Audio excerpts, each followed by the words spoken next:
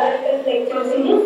We have between us today Advocate Pasbola sir, who will be giving us a lecture on draft evidence in criminal law. Good evening, sir. Before we start with the lecture, I would like to invite Advocate Jyoti Bharti to give you a brief information about Adhivakta Parishad. Thank you, Himari. Good evening to all. Akhil Bharatiya Adhivakta Parishad was founded in the year 1992 with the initiative of nationalist thinker Sri Dattopanta Thengdi, who is also founder of organizations like Akhil Bharatiya Vidyarthi Parishad and Bharatiya Mazdoor Sangh. Adhivakta Parishad is all India organization of lawyers working for national renaissance. It was founded with the object of resurrecting Bharatiya values and ingraining idealism in the hearts of advocates for improving efficacy and standards of the bar and the judiciary in the country. The motto of Adhivakta Parishad is Nyaya Mama Dharmava. Adhivakta Parishad is aiming to train young advocates to be good lawyers with social commitment so that the justice delivery system is strengthened at all levels. Adhivakta Parishad plays the role of the catalyst. We believe that the lawyer has to have a larger vision because lawyers are social engineers. In the light of this belief, Adhivakta Parishad supplements efforts made by field organizations and selfless persons working at the grassroots levels. We at Adhivakta Parishad firmly believe that advocates have inner urge to discharge their duty towards society, and such advocates are to be organized and their efforts are to be streamlined. There is a need for robust and organizational structure, methodology, networking for the young advocates. Today's lecture in our flagship B.T. Valavarkar lecture series is also an attempt aligned with the aims of Adhivakta Parishad. Now briefly about this B.T. Valavarkar lecture series. We are conducting this lecture series since December 2017 and we have conducted more than 30 lectures since the date. In 2021, we started organizing this lecture series with Advocates Association of Western India. We were fortunate to have sitting Chief Justice, sitting and retired judges and senior counsels as our speakers. We have covered various topics like NCLT, RERA, cyber cases, service law, redevelopment, unauthorized construction, and list goes on. Today we will be covering the topic of law of evidence in criminal matters, and we are fortunate to have none other than Advocate Sri Sudeep Pasbola sir as our speaker. Thank you, sir. And before we move forward with introduction of our esteemed speaker, I'll briefly introduce about Advocates Association of Western India, which actually needs no introduction because AVI is the oldest bar association in India, established in the year 1864. It continues to provide a critical linkage between population of remote areas and the judiciary. The motto of association is respect the law and law protects you, reflects its uncompromising commitment towards the rule of law and its supremacy. The association has provided the nation with number of eminent leaders in various fields who have contributed exceptionally in the social, political and legal institutions in India. The association has also given several prominent women lawyers and judges to the nation. The association has produced many illustrious legal personalities who are continue to be a source of inspiration to the present generation of lawyers with their courage and tenacity. Thank you. Now I request Advocate Yash Naik to give brief introduction about our esteemed speaker of today's event. So let us now have an introduction of the speaker. Mr. Sudeep Pasbola sir was enrolled at the Bar Council of Maharashtra and Goa in the year 1987. He began his practice in the Bombay Civil and Sessions Court, Mumbai, and over the years he conducted several criminal trials pertaining to offences under the Indian Penal Code and other special statutes. He has numerous reported judgments to his credit. He is known by the bench for his upright conduct and punctuality. His role in assisting the bench is disappearing the law in highly valued. He has acquired proficiency in trial advocacy and has proved himself to be an erudite counsel, practicing on the appellate side of the Bombay High Court. Mr. Sudeep Pasbola sir has gained national recognition for his art of cross-examination, which has proved to be an epitome in trial advocacy. Mr. Pasbola sir has conducted high-profile trial cases such as the 1993 bomb blast case, the JJ shootout case, the Suresh Bhagat murder case, the Adnan Patrawala murder case, the Amboli double murder case, amongst numerous others. His acumen in the Indian Extradition Act knows no bounds and thus his opinions have been regularly sought in matters pertaining to extradition. With his immense knowledge and experience that he has gained over the years, he was elected as the president of the Bombay City Civil and Sessions Court Bar Association on 3 occasions. In 2019, he was elected as the member of the Bar Council of Maharashtra and Goa. He has been actively involved in conducting continuous legal education program organized by the Bar Council of Maharashtra and Goa for enhancement of skills of fresher advocates. So let's welcome Mr. Sudhir Pasbola, sir.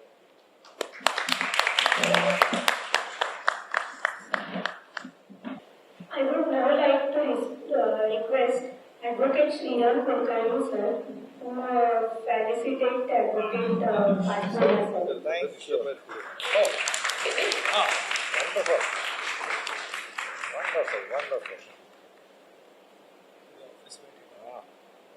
Thank you, Sriram Naveen sir. Office पण देवा लागेल.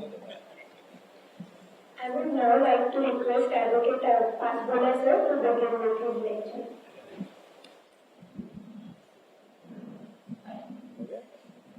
I am honored to be here.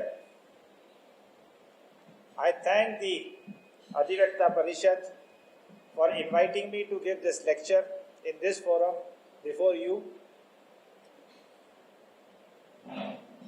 Today's topic is one of the very difficult subject of Evidence Act, and particularly with regard to criminal matters. Among the 3 major acts which an advocate carry, law of evidence is the smallest. This has only 167 sections as compared to Criminal Procedure Code or the Indian Penal Code. Though it has the least number of sections, it is most complex. It's more complex than the Indian Penal Code or the Code of Criminal Procedure. And its versatility is such that over a period of time, and I will discuss few cases with you, has resulted in interpretations by the court from a different interpretation from time to time. Basically, the Evidence Act, which we know as the Indian Evidence Act 1872, was formulated for the purposes of consolidating the law regarding evidence. From time immemorial, there have been courts both under the Indian or the Hindu law or under the Muslim rule. There have been courts, and all the courts at all times have required proof. Sakshya, which is called in Sanskrit, from olden times, the court requires a proof. Now the mode of proof, how the proof is to be given, what proof is admissible, what proof is to be excluded from consideration, this is what is governed by the Evidence Act. Proof of a fact, you all know that basically a court requires proof of a fact. Now a proof of a fact is given on the basis of an evidence. So you give a proof. Now that proof must be the proof which is admissible under the law. And this is what in all the Evidence Act is. There are 3 golden principles on which this Indian Evidence Act is based. One, that the evidence must be in relation to fact in issue. It should be only, and that is section 5 of the Evidence Act, which says that only evidence in respect of fact in issue and no more will be given in any inquiry or trial or any proceeding. Second is rule of hearsay. Rule of hearsay says that the evidence which is not based on your personal knowledge or your personal, what you have perceived by your senses, either by hearing or by seeing or being told by somebody who has seen, those things are only those which can be perceived by senses or by an opinion. These are the only which is permissible under section 60 and no more, and hearsay evidence is to be excluded. And the third principle is that which is based upon, that is rule of best evidence. Only evidence of best evidence, that is the person who has seen it, he must give the evidence. Person who has heard it, he must give the opinion, he must give the evidence. Person who has formed his opinion on a subject matter, he must give the opinion as far as the subject matter is concerned. This is the rule of best evidence, and it is three golden principles. One, which as I said, as evidence only confined to the fact in issue. Second, hearsay evidence to be excluded. Third principle, which is basis rule of best evidence. Now there are, the Evidence Act covers both civil as well as criminal matters. It is not confined to only criminal law or the civil law. It applies uniformly to all. However, there are certain provisions under the Indian Evidence Act which only govern the criminal law. Now there are some which are mixed. I'll point out that, like you see the section 6, which lays down the principle of rule of geste. Now res geste. That rule of res geste is applicable both to criminal law as well as to the civil law. However, section 10, which relates to a statement made by a co-accused during the period of conspiracy, that is exclusively for criminal law, section 10. Then there is section 114(2). You have seen section 24 to 29. Then section 32(1), that is which is regarding dying declaration. That is only 32(1) relates only to the Evidence Act. 24 to 29 which relate to confession only relate to criminal law. 114 illustration B, 133 which relate to accomplice. They are all sections which are only applicable in criminal law. They have no applicability as far as they are made or entered into the statute only for the purposes of criminal trial. Now let's highlight that only those things now, which I would like as far as the criminal matter.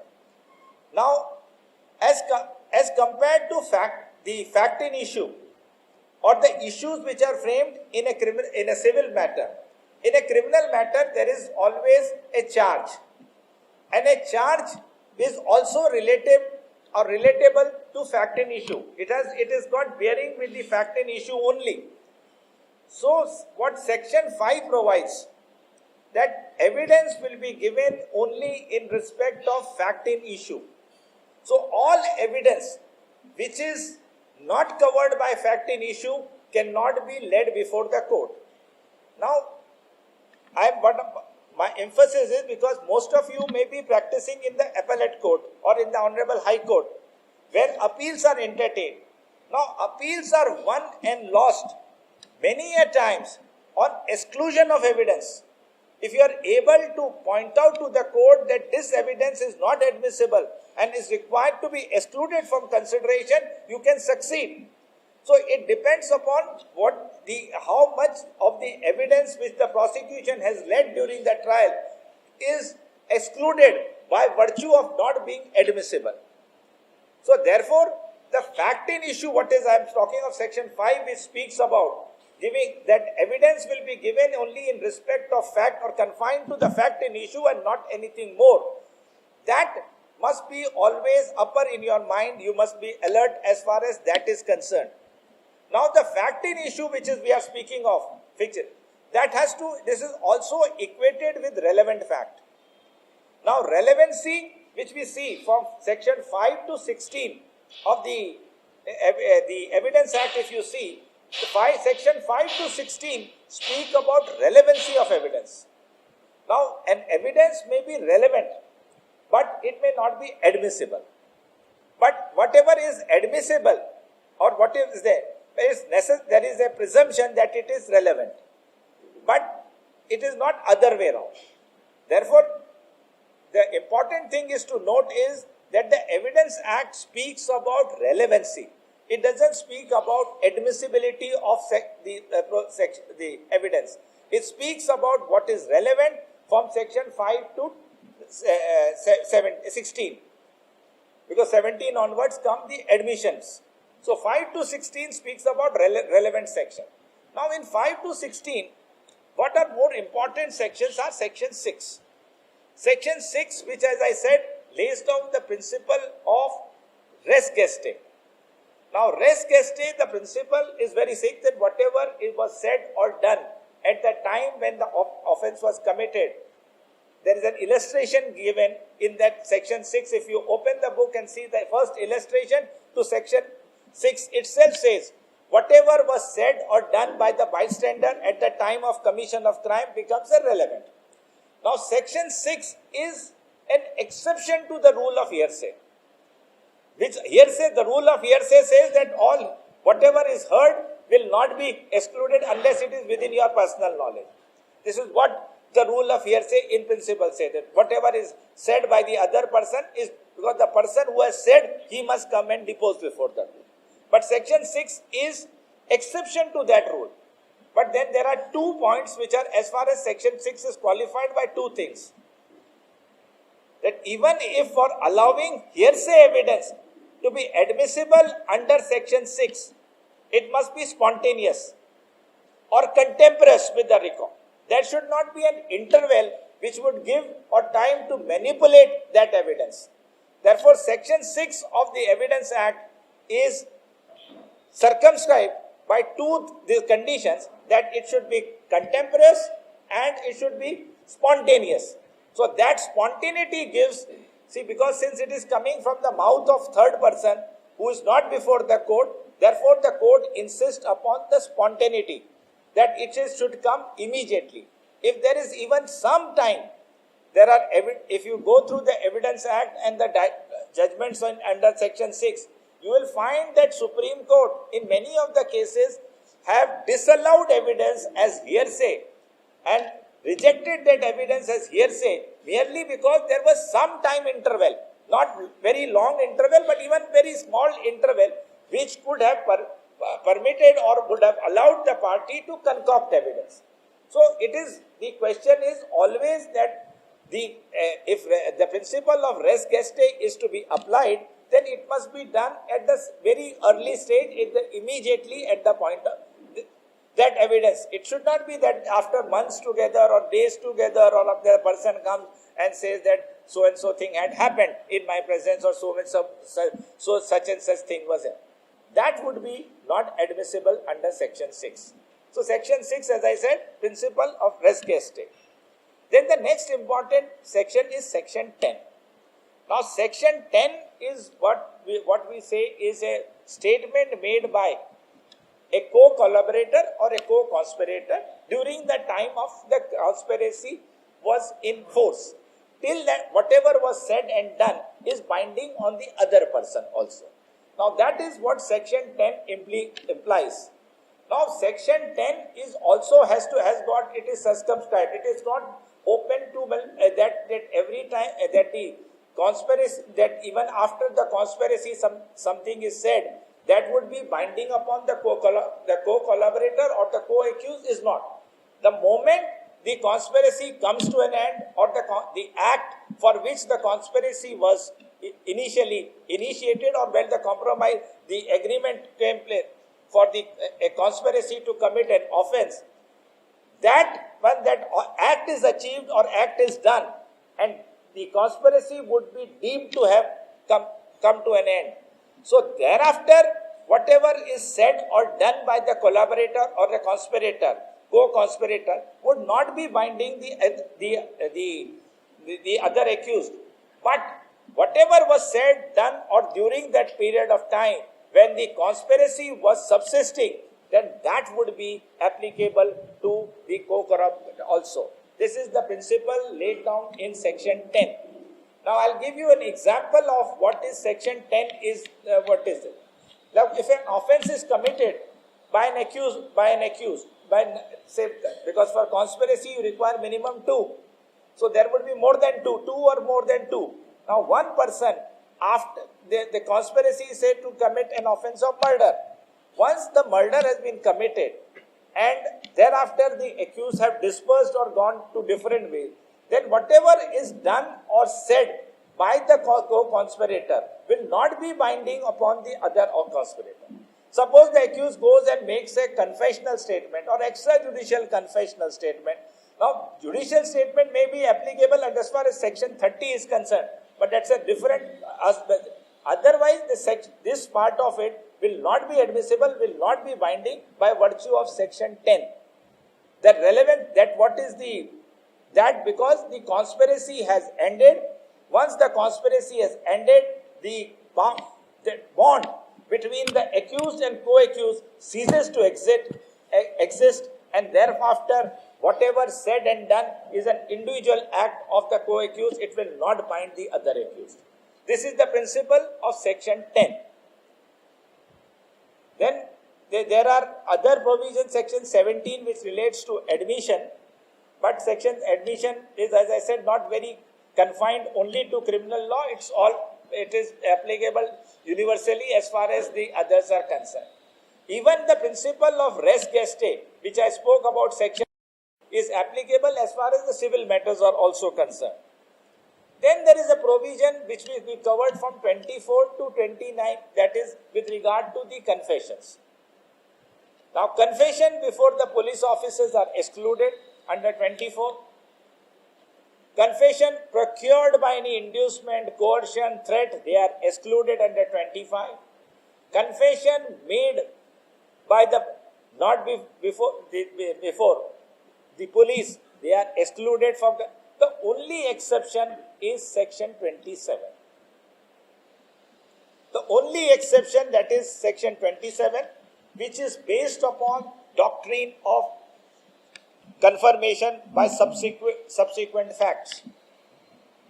Now this is based upon that a statement is made by the accused, but pursuant thereto, there is a discovery of a fact, and that fact is connected with the fact in issue, and therefore it becomes admissible under section 27. Now this fact in issue, this was, as I said, discovery of fact. Now this fact, as I said, now section 27, the famous judgment of Pulkuri Kotaya, where the Privy Council had considered and said, knives are not discovered pursuant to the statement made by them.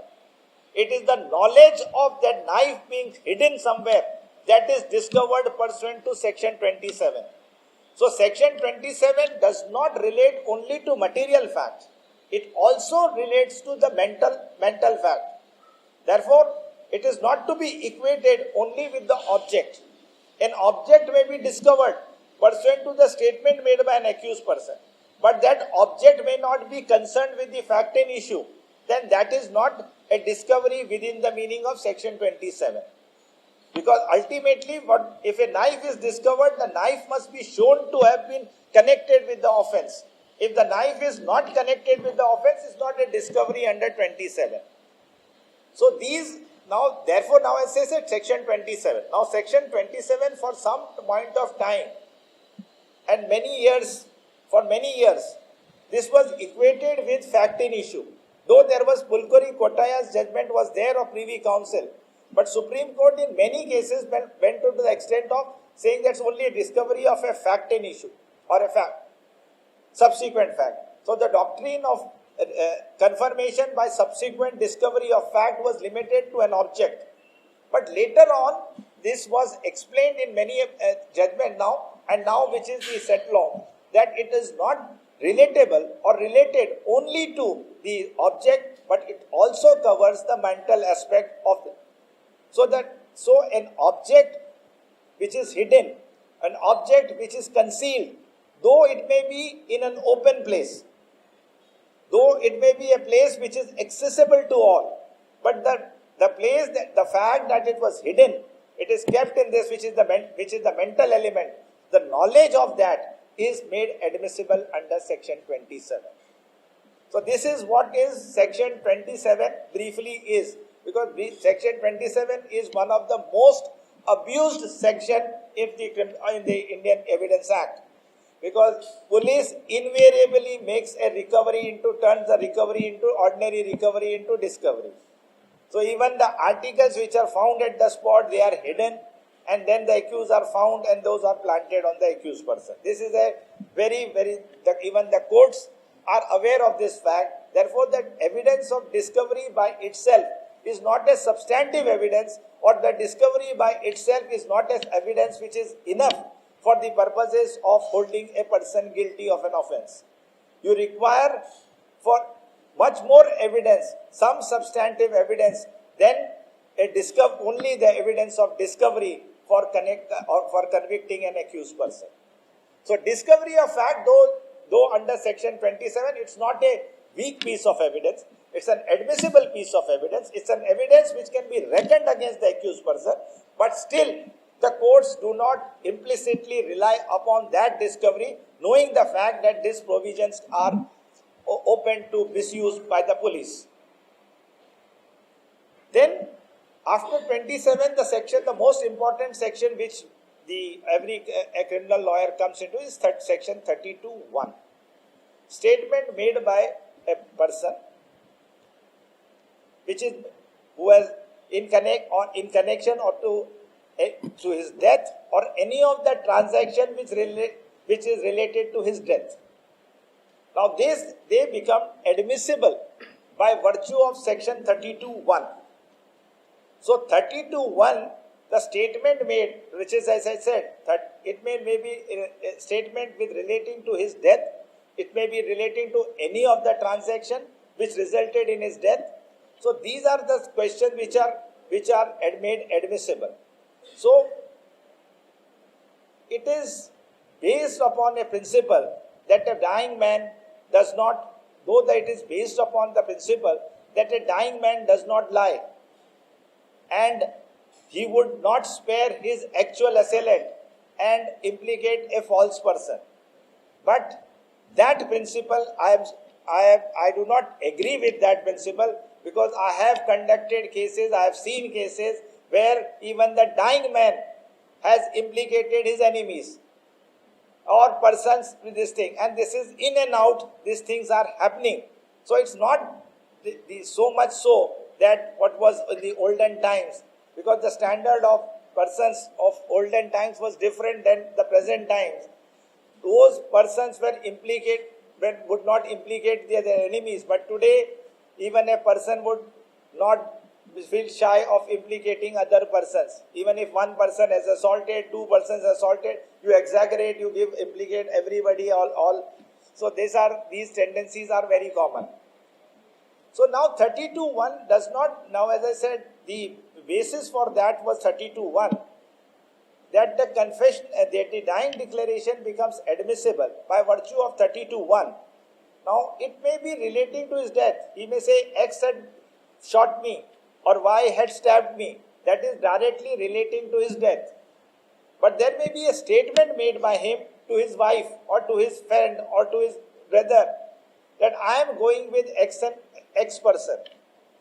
Now the fact that he says I am going with X person and thereafter he is found dead, that is a statement made in relating to any of the transaction which resulted in his death. Therefore, it is connected and it becomes admissible under section 32(1). So the statement, though directly does not relate to his death, but it is so connected with his death, that transaction resulted in his death and ultimately he died. That, and when his death is in question before the court, that statement becomes admissible. Now only remember that as far as 32(1), only statement which relates to the death of that person whose death is in question before the court is only admissible. Not the statement of any witness or any third person whose death is not in question. It is only in relation to that person whose death is in question before the court. That becomes admissible by virtue of section 32(1). So whatever he had said before his death or at the time when he was dying, that becomes admissible under section 32(1). Now, the rule of best evidence, as I said, is engraved in section 60. Rule, which is the principle, golden principle of the Evidence Act, that is engraved in section 60 of the Evidence Act. Now, section 60, if you read section 60, it says that three things. One, if the evidence is an oral evidence, it must be by the person who has heard. If it is an evidence of seeing, then it must be the evidence of the person who has seen. If the evidence is of the opinion based upon any reasoning, then it must be the evidence of the person who has based his opinion on that reasoning. So that is direct evidence should be there. In simplicity, it should be a direct evidence. It cannot be evidence of a third person. Now, as I said, there are cases where the hearsay evidence, the only exception you will find the exception in section 6 and 8. There are certain exceptions to the rule of hearsay. Otherwise, the principle of the golden principle applies. The evidence of hearsay is to be excluded from consideration. Now, evidence, as all you know, can be oral or documentary. Now, there are modes of leading documentary evidence. There is a mode for leading oral evidence. These are the principles, and the rule of best evidence also applies to documentary evidence. So, therefore, in principle of the rule of best evidence as far as documentary evidence is that the evidence must be given of that document. That document which is in question should be brought before the court. That is the rule of best evidence. If for some reason, either you do not have in possession the original document, or the original document cannot be brought in the court, or the original document is in possession of the other side, or it is lost, destroyed or anything, then secondary evidence is permissible. But then conditions for leading secondary evidence must be first satisfied, and then only the secondary evidence would become permissible. And what is secondary evidence is also defined under section 63, if I stand corrected, that secondary evidence will be certified copies made from mechanical process at the same time when the original is produced, the counterpart of the original, or copies which by themselves satisfy the accuracy. These are some of the what is called the secondary evidence which can be given in absence of the original documentary evidence. But the rule, as I said, applies equally for documents also. The documents also has the rule of best evidence. You have to produce the original before the court for the purposes. Now, this is, but as I said, now I'm not going into it. I'll go to another very interesting 114 illustration B and 133. Now, if you read illustration, because first 114B comes, then comes 133. Now, if you see, there is anomaly between illustration 114B and 133. Both of them relate to the evidence of accomplice, that is an approver in a court of law. Now, 114B says that the evidence cannot be accepted without corroboration. 133 says that the accomplice is the competent witness to depose. Now, in light of this inconsistency between 100 and 2, a harmonious construction has been made by the courts. Now, this harmonious construction is that yes, an approver, though, is a competent witness to depose of his own, and a conviction can rightfully lie on the evidence of an approver. Rule of prudence would dictate that the court would look for corroboration to the evidence of an approver. Now, this is based upon the fact that an approver who himself was a party to a crime has now switched sides and has decided to give evidence against his former accomplices. Therefore, the court will not, as a matter of prudence, will not rely upon his word ipso facto.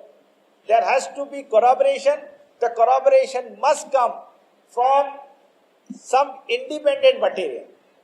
Now that corroboration should come from some source which the court would inspire confidence in the mind of the court. The court may accept that evidence. That kind of corroboration is looked in for the evidence of an approver. Because generally the courts will not rely upon the evidence of approver alone. And you will not come across any case law where the evidence, the court has convicted an accused person relying only on the evidence of an approver. Now, the evidence of approver has got its own importance, because the law provides that no person should escape the consequences of his act.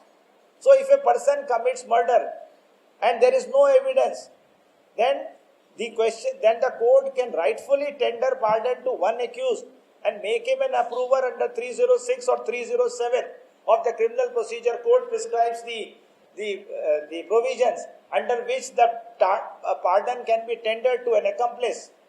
Complying with section 306 and 307, the evidence of the approver can be led in the trial, and on that basis, the court, if they find corroboration from other sources, can rely upon that evidence and convict the accused person.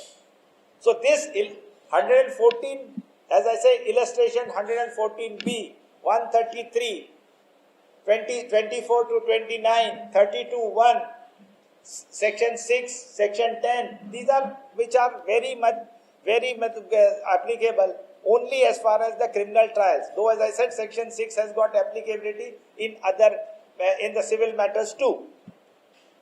Now, this is the overall, as I said, as far as the evidence, the principles which are very sections which are restricted to only the criminal matters. But it does not mean that the other provisions are not concerned with the criminal law. Equally, the other principles also govern the criminal matters, and they also come within the virtue of the criminal codes. So these sections, but they may not be frequently in operation. They may not be exclusively in operation but the principles on which they are based upon are followed in criminal matters also. And they are not excluded because they are not covering a criminal trial. Those general principles. Because the principles, I'll tell you, the Evidence Act is based upon two things. One is what is called the general experience of a person, and second is common sense. These are the two things on which an Evidence Act is based: common sense and a general experience which the people had as far as the act or conduct of persons are. And on that basis, this Evidence Act has evolved. And the backbone is, as I said, logical reasoning, a common experience of the person, and they guide these principles of the Evidence Act as far as the criminal trials or criminal matters are concerned. Now, therefore, as I said before, when you are, if you are practicing on the appellate side, if you are practicing in the High Court, the basic principle which you have to see is whether the evidence was admissible or not. If the evidence is not admissible, though may be relevant, but it is not admissible, then you have to emphasize upon it that it is not admissible, that is to be excluded from consideration. And once it is excluded from consideration, it cannot be of any help to the prosecution, and the court cannot rely upon that. So you must be alive to the fact whether that evidence is an admissible evidence. Now I'll tell you the reason why many a times in the trial court, the question of admissibility of evidence is not decided by the trial court.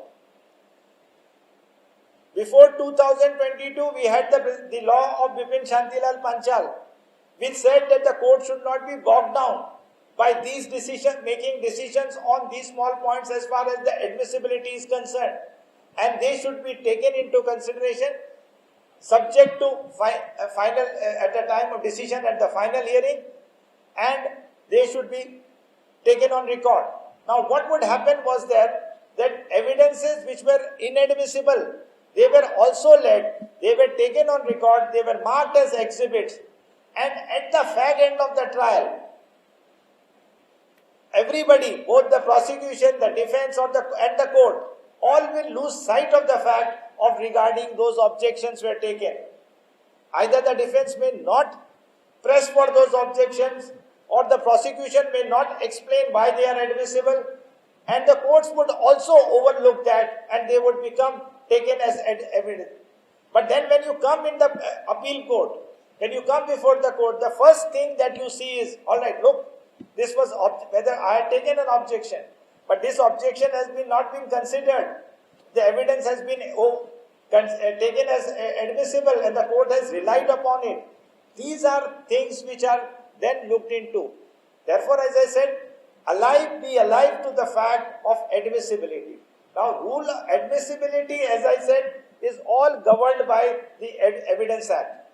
The entire scheme of admissibility of evidence is on the basis of the Evidence Act. That is the rule of best evidence. That's the only guide, the yardstick which has to be followed. If it is not the rule of best evidence, then it must come within any of the exceptions. If it does not come within any of the exceptions under the Evidence Act, it requires to be excluded from consideration. This is what I am trying to give a very short narrative as far as the evidence is concerned. Because Evidence Act, as I said in the beginning, is so complex.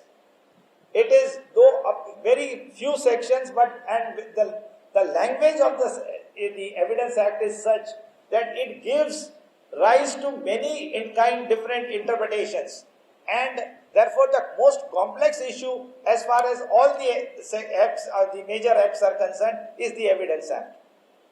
Now there is another question which I would like to there is also presumptions. Now there are presumptions which are given under the Evidence Act, which the court may presume, the court shall presume. Now there are certain legal presumptions. Now even you see 113A, 111A, there are certain 114A, there are now so many legal presumptions have also been enacted by virtue of amendments from time to time. Because the Evidence Act was amended in last about 10 decades at least 4 to 5 times. And those presumptions now have become statutory presumptions. Now these are statutory presumptions. They have to be read as presumptions, but then again, the question is, these are presumptions which can be invoked only after, because the basic principle is that the prosecution must prove his case beyond reasonable doubt. The court may rely upon those presumptions. Court may seek leverage to those presumptions. But once it is only when the prosecution has initially discharged its onus of proving a fact against the accused, then only there can be a reliance to any of the presumptions. And presumptions which are mandatory presumptions, they called shall presume and may presume. There is a definition, may presume and shall presume. Now there is not very thin line divides this presumption between may presume and shall presume. Even if the word shall presume does not mean mandatorily the court shall presume. The court, it only says that in a given circumstances, the court can draw an inference or draw a conclusion, because it prescribes the court shall presume. So court can, looking into overall circumstances, can take the help of that presumption which is shall presume. May presume, only the fine difference is that looking into ordinary, the court may presume or may not presume. That's the only difference which is there. Which is, as I said, even may presume is neither mandatory, shall presume is also not mandatory. Even the statutory presumptions which are there in the code, that is also not mandatory. They are mandatory to the extent that the court cannot overlook those presumptions. But even then, it will be the prosecution who has to prove its case beyond reasonable doubt, and then those mandatory provisions can be looked into for the purposes of arriving at the guilt of the accused person. Anything else? If any question anybody has, I will answer. Otherwise, I think these are the only sections which I could have mustered in this 1 hour.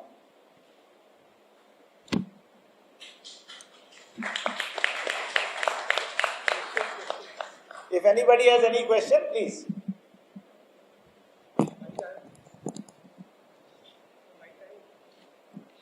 Nobody has any questions. Thank you.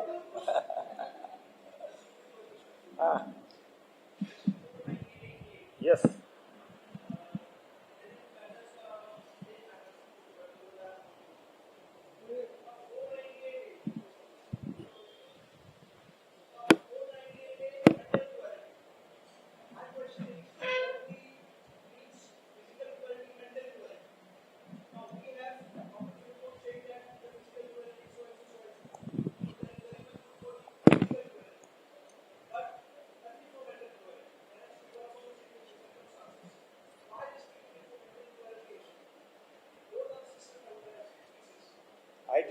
I did not understand what is you saying.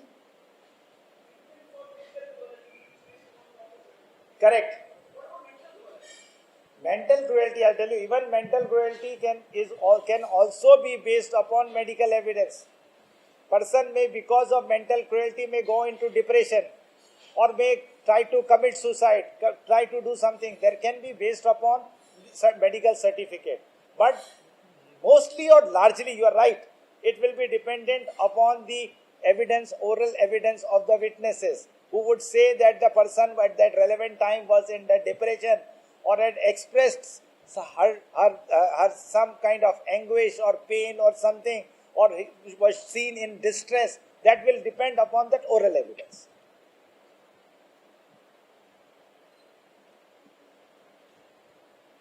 Anybody else? Memorandum Panchanama under 27. Now that I'll tell you, as far as Memorandum Panchanama under 27 is concerned, that's the most, again, Memorandum Panchanama under 27, and I said 27 is the most misused provision. Even the memorandum, there is no consistency. Now memorandum, though, the law which is spelled out right from the Privy Council, and as the word of section 27 also says, so much of the information which distinctly relates to discovery of fact, that is only made admissible under section 27 and nothing more.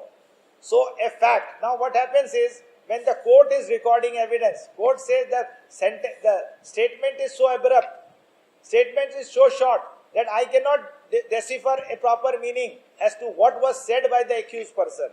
And in that process includes the past history also, which is not permissible. That I committed murder, or so and so came to me, gave the weapon, and I have hidden that weapon. That is not admissible because that is relating to the past history. Only information which relates to the discovery of fact, that I have hidden that in this jungle, I will lead you to this jungle. That is only admissible under 27. But as I said, the courts record the whole thing, then they will say that, all right, at the time of final hearing, we will exclude which is not admissible. But that is what happens, and you cannot help it. But every time you can't rush to the High Court and say that the judge has recorded an inadmissible portion. And then what happens is, the difficulty is that give rise to a certain prejudice against the accused person. Because the whole of the statement, that I committed murder, I went from here and I took the knife and I hit this thing, that the whole sentence then creates a prejudice in the mind of whoever is reading it. It may be the trial court or even the appellate court or even the superior court. that prejudice carries, and therefore rightly it should not be allowed, and that is what the Evidence Act says, what the law says, that it should not be allowed, it is inadmissible.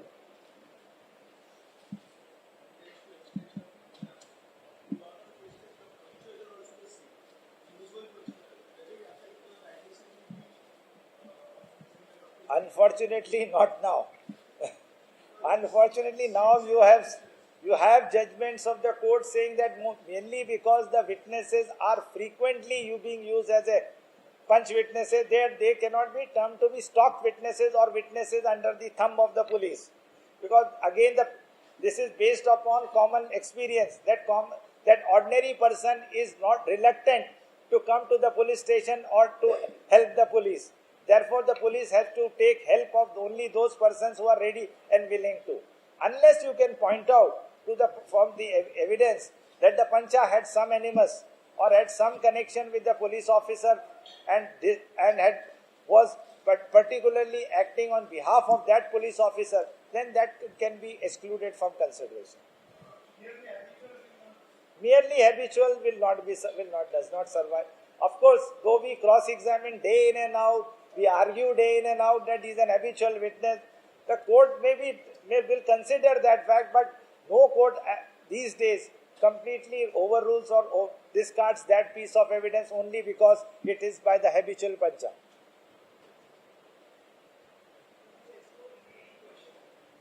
Leading question. Now, question that the cross-examination, which is the provisions for leading evidence, is first that the party who is leading evidence will call the witness, and that is called examination in chief. Now, examination in chief, the question is, since the party has called the witness, the witness must be free to depose. The party who is deposing, the prosecution or the plaintiff, suppose they cannot ask questions which are leading questions. Now, leading questions are questions which are not open-ended, which are questions which have got a definitive answer. Question is, if you ask a question to a witness for which there is only one answer, or you are hinting an answer to the witness, that is termed to be a leading question. I will give you an example. If you put a question to a witness that on 26th you were in Delhi, now that would be a leading question, because you have suggested an answer to the witness that he was on 26th, he was at Delhi. But let's take it, because if the period is short, you may ask the witness to a certain extent and the courts would permit what happened on 26th. Now, this is not an this is not a one question, this is an open-ended. The witness is free to say nothing happens, or witness is free to say that on 26th I was in Delhi. That is the answer which is given. But the question which suggests an answer is a leading question. Now, it is very difficult to say what is leading questions and what are not leading questions, because, as I said, courts have given different interpretations to these leading questions. Sometimes the court may allow a question which though you may term to be a leading question, which according to you and you would be right in saying this is a leading question. But court sometimes permit. They say that all right, this is only introductory. So introductory, we can ask a leading question. And then there is a tendency which has now developed over the years, which has no bearing on the Indian Evidence Act, that if a witness turns hostile or is not supporting the prosecution, the prosecutor says, or the judge tells the prosecutor, ask a leading question. Where from they get this idea, I really have not fathomed that. There is no provision under the Criminal Procedure Code or the Evidence Act where the party calling the witness can put a leading question before declaring the witness an hostile witness.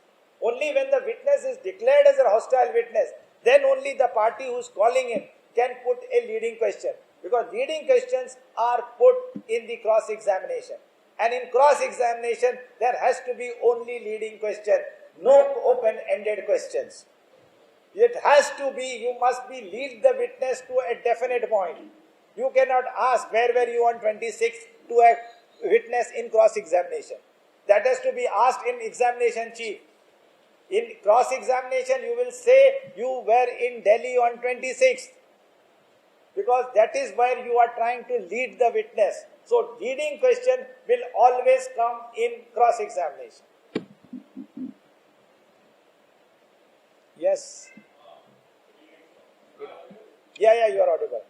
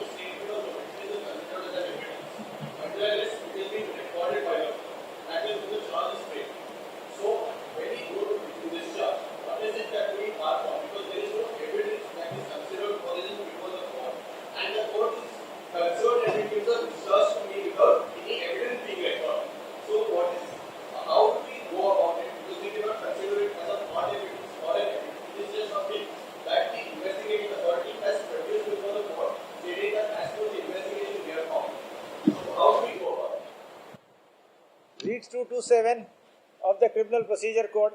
You have read only the Evidence Act. Read the provisions for discharge. See, if investigation is carried out, it leads to a final report under 173(2). Now, 173(2) will include, which if you read 173(2), will include FIR, statement of witnesses, panchanamas, documents, all material which is collected during the course of investigation. Now you see the discharge, the provisions for discharge. I'll give you an example of only 227, which is the discharge in Sessions Court, because you'll see identical provisions are there in the before the magistrate under 239(2) also. It is based on the material which is collected by the prosecution. So at that stage, you restrict yourself to the evidence which is collected by the prosecution, not anything more. Now, of course, there is something more. Now, you can also show in discharge some evidence which is of unimpeachable character, which the court may consider. That is, I am telling you, which the court may consider. The court may say it is a part of your defense. They may not consider it, because discharge is primarily based upon that there are no grounds to proceed against the accused person. So, from the grounds to proceed comes or emanates from the report filed under 173(2) and the documents accompanying that.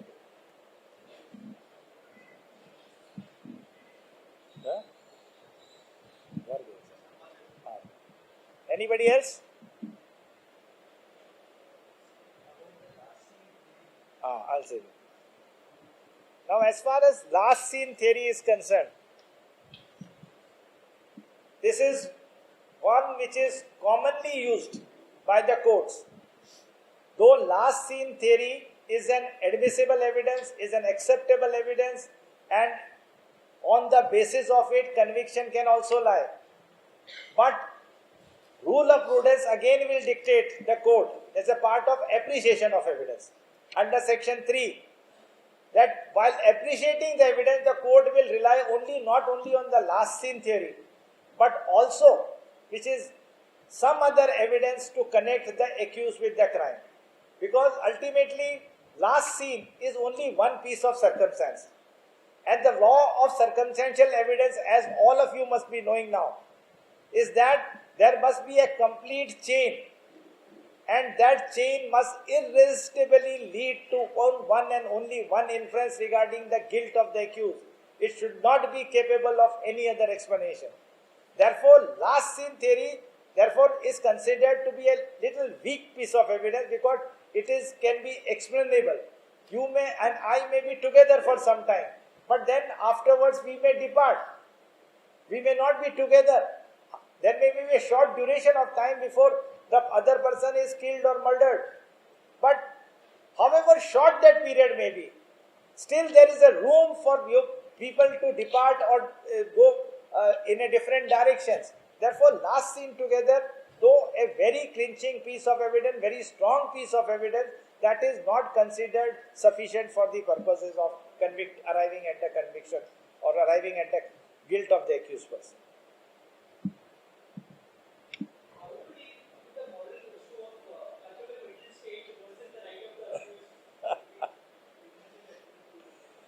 Culpable mental state or mens rea. Now that is the essential ingredient of every offense. So therefore there is always, and no act is committed without any mens rea, unless there is an accident or something which does not require, or negligence or something which does not require a mens rea. Otherwise the acts are always concentrated and concerted. Therefore there is a mens rea. Now when there is a mens rea, there is always there is somebody who is culpable. Now therefore the mens rea and culpable state of mind are the same thing. There is no difference in that. I said that whatever those presumptions are under the statutory presumptions. Now these presumptions, as I said, relate to the mental state of an accused person or a mental state of. Now the court can draw or can lean on that. They can rely upon that. But then the first onus is always on the prosecution. Therefore, though it may be a statutory presumption, that the presumption under the statute has made it that the court will look into it. The court will definitely look into it, but that is not suffice or will not be sufficient for arriving at the guilt of the accused. So a person may have a culpable state of mind, a mens rea, still he may not be guilty. It's not that every person who has a culpable state of mind, you may not participate further, you may not do something at this thing, or you may fall short of doing something. So therefore, the question is that evidence will show your culpability as far as the crime is concerned, then the court may look into that your mens rea and culpable state of mind.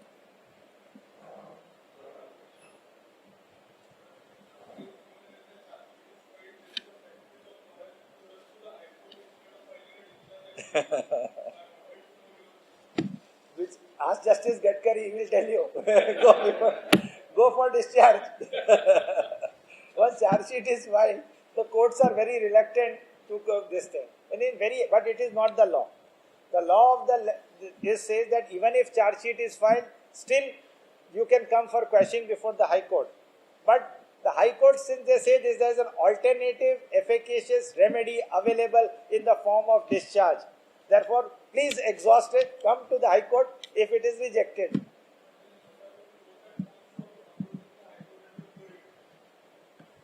Pros and cons in what sense would you say?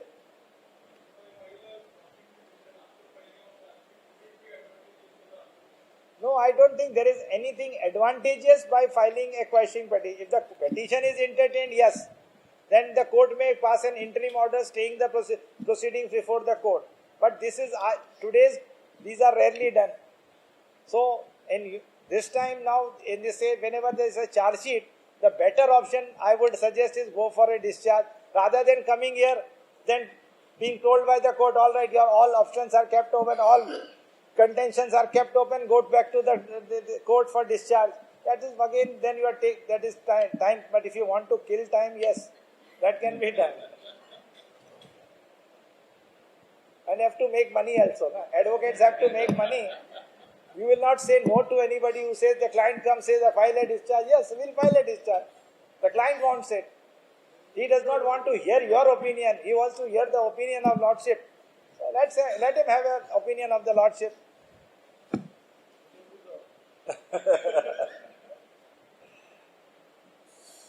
Thank you. Thank you very much.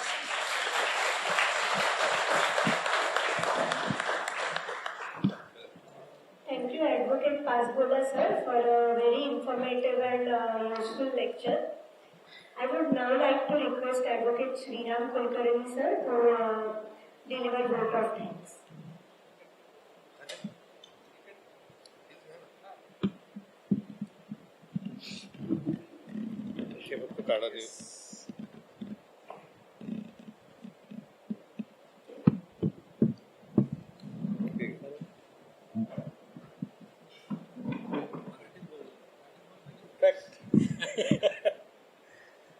I'm associated with him for last couple of years, but I had an occasion today only to hear him. It's an excellent lecture, And I think everybody has enjoyed, and it's a very learning experience for all of us. In fact, he has given us time. In a short notice, he has accepted our invitation. In fact, it was to be held in the last week, but there was some problem. I really, on behalf of Adhivakta Parishad, I extend sincere thanks to him. And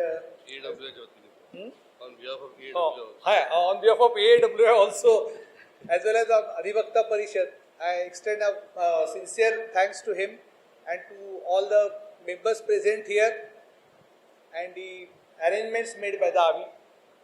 And I declare that the function is now over. Thank you. Thank you very much.